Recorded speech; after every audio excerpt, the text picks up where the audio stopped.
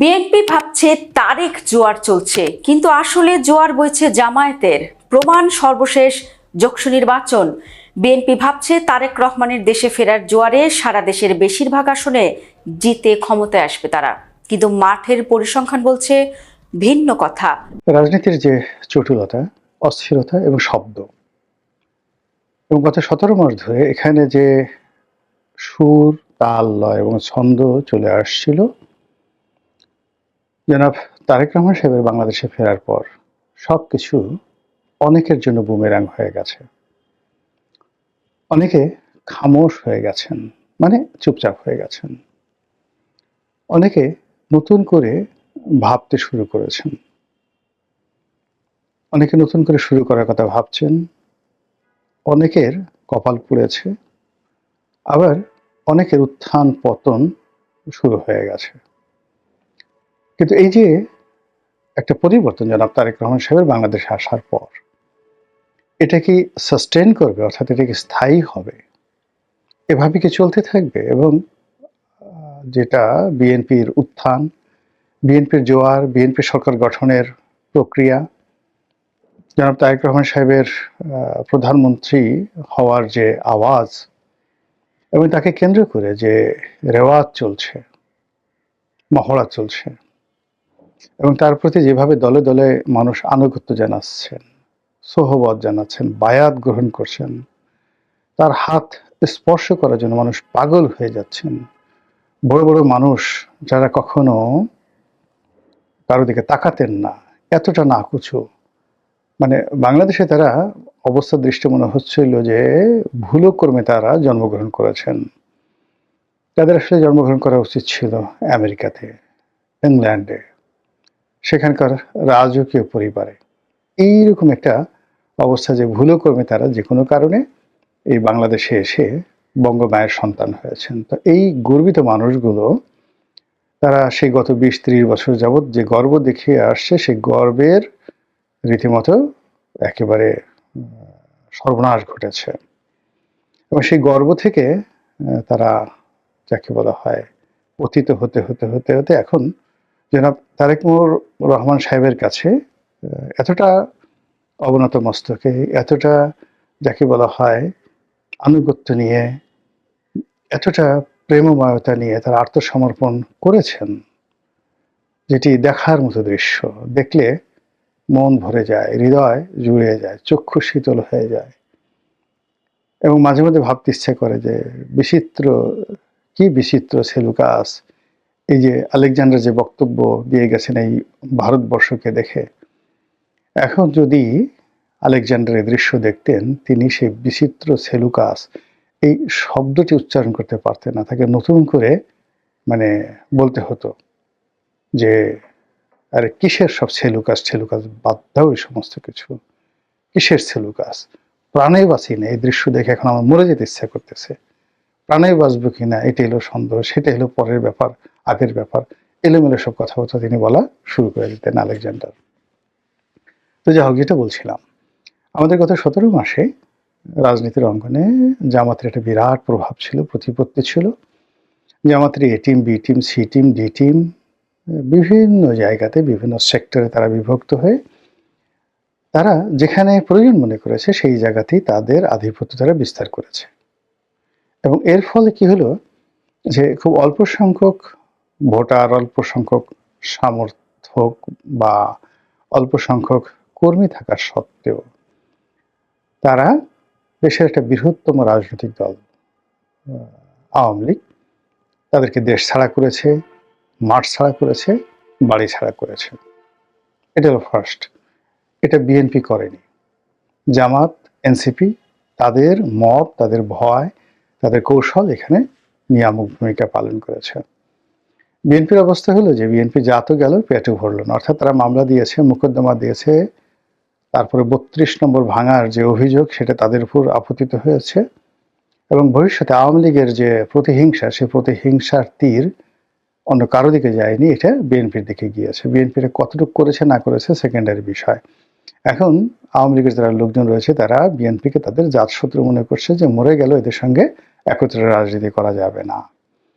তো এই যে একটি কৌশল, জামাতি কৌশল, ম্যাটিকুলাস ডিজাইন, পশ্চিমের আমেরিকার সেই ম্যাটিকুলাস ডিজাইন সব মিলিয়ে এই সমাজে ডিভাইড অ্যান্ড পলিসি এই রুলে যে তারা বা এই নিয়মে তারা যে রাজনীতি করে আসছিল, সেই রাজনীতির একটা ধারাবাহিকতা ছিল গত 17 মাসে, এবং সেই ধারাবাহিকতা অল অন এ সাডেন খামোশ হয়ে গেছে তারেক রহমান সাহেবের আগমনের পর।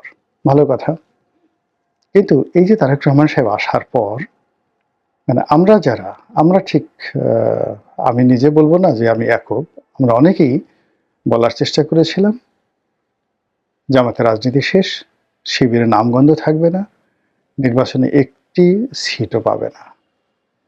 কিন্তু জগন্নাথ বিশ্ববিদ্যালয়ের ছাত্র সংসদ নির্বাচনে তাদের যে নিরঙ্কুশ বিজয়ের পর সবাই বলার চেষ্টা করছে যে কোথায় গেল তারেক রহমান সাহেবের ম্যাজিক। আর এই সময়টিতে যদি জগন্নাথ বিশ্ববিদ্যালয়ে এই অবস্থা হয়, তাহলে জাতীয় নির্বাচনে জামাত না জানি কি করে। এবং জামাত এখানে গত এই 17 মাসে ক্ষমতার কেন্দ্রে থেকে যেভাবে খেলছে, সেই খেলার ফলে বিএনপির অনেক লোককে উত্তেজিত তারা করে দিতে পেরেছে। তাদের সেই খেলাধুলার কারণে বিএনপির সাথে যারা জোটবদ্ধ হয়েছে, অনেকগুলো দল তাদের চরিত্র হারিয়েছে, তাদের অস্তিত্ব হারিয়েছে, এবং অনেকের জীবন নিয়ে রীতিমতো টানাটানি। তারা নিজেদের রাজনৈতিক দল বিসর্জন দিয়ে বিএনপিতে যোগদান করেছে। আবার বিএনপিতে যোগদান না করেও যারা মানে স্বতন্ত্র নিজেদের রাজনৈতিক পরিচয় নিয়ে নির্বাচন করার চেষ্টা করছে, তারা এখন মানে কি বলবো, বিএনপিকে আব্বা ডেকে ধানের শীষ প্রতীক নিয়ে নির্বাচনের মাঠে দাঁড়িয়ে থাকা ছাড়া তাদের আর কোনো উপায় নেই।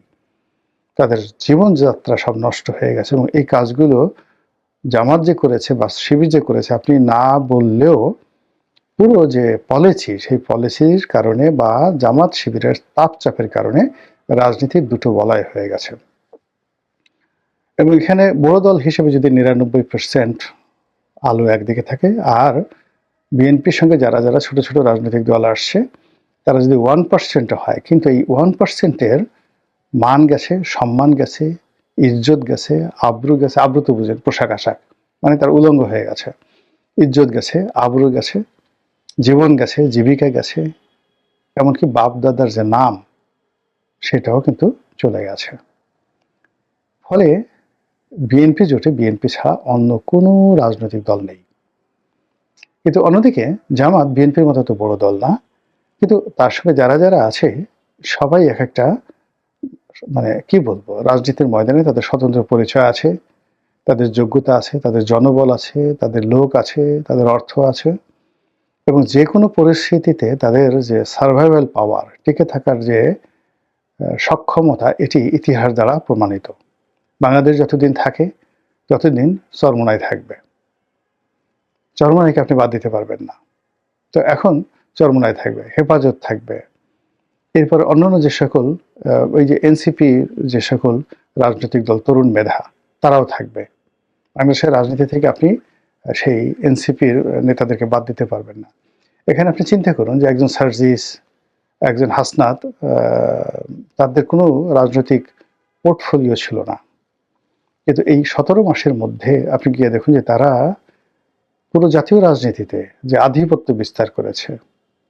তাদের মেধা, তাদের যোগ্যতা, তাদের কথা শুধু দেশি গণমাধ্যম না, আন্তর্জাতিক গণমাধ্যমে স্থান পেয়েছে। হাসনাতের এক হুমকিতে, 7 সিস্টার দখল করার যে এক হুমকি, সেই হুমকিতে ভারত পর্যন্ত কেঁপে উঠেছে। নরেন্দ্র মোদী, জয়শঙ্কর থেকে শুরু করে কংগ্রেসের বাঘা বাঘা নেতা, এবং সেখানে অনেকে, মানে ভারতের এমন কোনো বড় মানুষ নেই যেটা এটাতে প্রতিক্রিয়া না দেখিয়েছে। বাংলাদেশে কোনো রাজনীতিবিদ, এমনকি শেখ হাসিনা, বঙ্গবন্ধু, জিয়াউর রহমান, শেখ হাসিনা, খালেদা জিয়া, তারেক জিয়া, মানে তাদের কোনো বক্তব্য নিয়ে সম্মিলিতভাবে এখনো পর্যন্ত আমি ভারতের কোনো নেতাকে এইভাবে প্রতিক্রিয়া দেখাতে দেখিনি, যেভাবে হাসনাত আবদুল্লাহর একটি বক্তব্য নিয়ে সমগ্র ভারত এবং ভারতের সকল রাজনৈতিক দলগুলো একই সঙ্গে প্রতিক্রিয়া দেখিয়েছে। এটা খেলাধুলার বিষয় নয়। যিনি বলেছেন তিনি ভেবেচিন্তে বলেছেন, এবং তার এই বলার পেছনে একটা বিরাট শক্তি কাজ করছে। এখন সেটা কি ডিপ স্টেট, সেটা কি আমেরিকা, নাকি সেটা অন্য কেউ, সেটা পরের বিষয়, কিন্তু বিরাট একটা শক্তি কাজ করেছে। তা না হলে হাসনাতের কথায় দিল্লি কখনো লাফাতো না, আমার কথায় তো লাফায় না। তো এই যে হাসনাত তৈরি হয়েছে একটি বিপ্লবের ফলে, জুলাই অভ্যুত্থানের ফলে, এবং সেই হাসনাত এই নির্বাচনে প্রার্থী হিসেবে যেভাবে চমক দেখাচ্ছে এবং যেভাবে এখন সে টিকে আছে, সবাই তাকে এখন বলার চেষ্টা করছে যে ভবিষ্যৎ সংসদ সদস্য। অন্যদিকে মাহফুজ, তারপরে নাহিদ, আপনি তাদেরকে বাদ দিতে পারছেন। এমনকি এনসিপি থেকে চলে যাওয়ার পরও তাসনিম যারা, তারপরে ডাক্তার তাসনুভা, আপনি তাদেরকে বাদ দিতে পারছেন না, তাদেরকে বাদ দিতে পারছেন না। এরপর আরেক ভদ্রমহিলা আছেন নীলা ইসরাফিল, তো তিনি এনসিপিতেও নাই, জামাতেও নাই, কিন্তু এই বিপ্লবের ফলে এই নামগুলো সামনে চলে এসছে এবং তাদের যে এখন সোশ্যাল মিডিয়াতে যে উপস্থিতি, সেই উপস্থিতি যে কোনো বিএনপি এবং আওয়ামী লীগের যে কোনো নেতার চেয়ে বেশি। তাদের কথা মানুষ শুনে, তারা মানুষকে ভেঙালে, মানে যাদেরকে ভেঙানো হয় তারা খুব, মানে যাকে বলে আতঙ্কগ্রস্ত হয়ে পড়েন, মেজাজ গরম হয়ে যায়। তো সেই অর্থে ওবায়দুল কাদের, মির্জা ফখরুল সাহেবের মতো মানুষ যদি কাউকে হিট অ্যান্ড হার্ট করেন, ওটা প্রতিক্রিয়া তৈরি করে না, যেভাবে এখন এই তরুণ প্রজন্মের যারা আছেন, সেই জুলাইয়ের গণ অভ্যুত্থানের মাধ্যমে যাদের সৃষ্টি হয়েছে। এখন বলা হয়ে থাকে যে এই যে জুলাইয়ের যে গণ অভ্যুত্থান হলো, সেই গণ অভ্যুত্থানের আদি এবং অকৃত্রিম মাস্টার মাইন্ড হলো জামাত। আর বিএনপি অবশ্য এখন তাদের যারা এজেন্ট রয়েছেন, তাদের যারা বি টিম, সি টিম রয়েছেন, তাদের যারা ডিপ স্টেটের, সরি এখানে তাদের জন্য ডিপ স্টেট হবে না, মানে তাদের যে সকল গুপ্ত লোক করে বিএনপি, কিন্তু চলেছে তারেক রহমান সাহেবের কথা মতো, কিন্তু তাদের আলাদা সংগঠন রয়েছেন, তারা এখন তারেক রহমান সাহেব বা বিএনপিকে মাস্টার মাইন্ড বানানোর চেষ্টা করছেন। এবং এই মাস্টার মাইন্ডের টানাটানিতে নিঃসন্দেহে জামাতের পাল্লাটা বেশি ভারী। তো সেই দিক থেকে জামাত এই যে এই সময়টিতে, তারেক রহমান সাহেবের আগমনের এই সময়টিতে তারা চুপ আছে এবং বিএনপিকে একটা ওয়াক ওভার দিয়ে দিয়েছে যে দেখি আপনারা কতটুকু যেতে পারেন, কতটা চলাচল করতে পারেন, কতটা সামনে যেতে পারেন, পিছনে যেতে পারেন। এবং যেহেতু সুতো তাদের হাতে, জায়গা মতো তারা এক একটা পরিবেশ এবং পরিস্থিতিতে সুতোতে টান মেরে এক একটা ঘটনা ঘটিয়ে দিচ্ছেন। তারেক রহমান সাহেব দেশের বাইরে যাবেন, সরি দেশের বাড়িতে যাবেন, মানে বগুড়াতে যাবেন, বাধার সৃষ্টি হয়ে গেল। কে যে সুদে টান দিল বোঝা যাচ্ছে না, কিন্তু বিএনপির যা হওয়ার তাই হয়ে গেল। তারেক রহমান সাহেব ঢাকাতে বসে আছেন, প্রতিদিনই তার দরবারকে কেন্দ্র করে একটা না একটা ঘটনা ঘটছে এবং সমস্ত মানুষ তারেক রহমান সাহেবের সাথে কে দেখা করলো, কে হ্যান্ডশেক করলো, কে হাসলো, গাড়ি থেকে তিনি নামলেন, কিভাবে যাকে বলা হয় কার সাথে হ্যান্ডশেক করলেন, এই বিষয়গুলোতে মানুষের দৃষ্টি নিবন্ধ করিয়ে দিচ্ছে জামাত।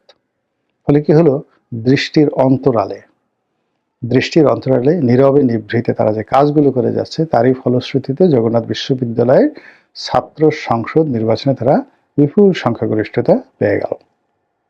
এরপর বাকি যে দিনগুলো রয়েছে, সেই দিনগুলোতে যদি এই বর্তমানে যেভাবে তারেক রহমান সাহেব ব্যস্ত আছেন বা তাকে ব্যস্ত রাখা হচ্ছে, এইভাবে যদি ব্যস্ত রাখা হয়, তাহলে ব্যালট পেপারে কোথায় যে সিল পড়বে, কোথা থেকে যে ব্যালট পেপার ছাপা হবে, তারপরে শেষে কিভাবে যে ফল ঘোষণা করা হবে, আর সেই ফলে কিভাবে যে কারা জিতবে, এটা যদি আন্দাজ করতে চান, তাহলে ঢাকা বিশ্ববিদ্যালয় ছাত্র সংসদ নির্বাচনে সাদিক কায়ুমদের বিজয়ের পরে যে সকল আফসোস, তারপরে যে সকল দুর্নাম অভিযোগ মানে করে পরাজিত পক্ষ যেভাবে আত্মতৃপ্তি লাভ করার চেষ্টা করেছে, আগামীতেও এইভাবে কপাল চাপড়িয়ে আত্মতৃপ্তি লাভ করা ছাড়া উপায় থাকবে বলে মনে হচ্ছে না। এর কারণ হলো জামাতের কৌশল, শিবিরের কৌশল, এটা ইফেক্টিভ হয়ে গেছে গত 17 মাসে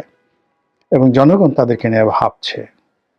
এবং জনগণ যদি রেসপন্ড করে গোপনে, যেহেতু এটা বেশিরভাগই তারা গুপ্ত কাজে অভ্যস্ত, গোপনে যদি তারা রেসপন্ড করে, তাহলে কি আর বলবো, এর লাভ হতে নাকি অন্য কিছু।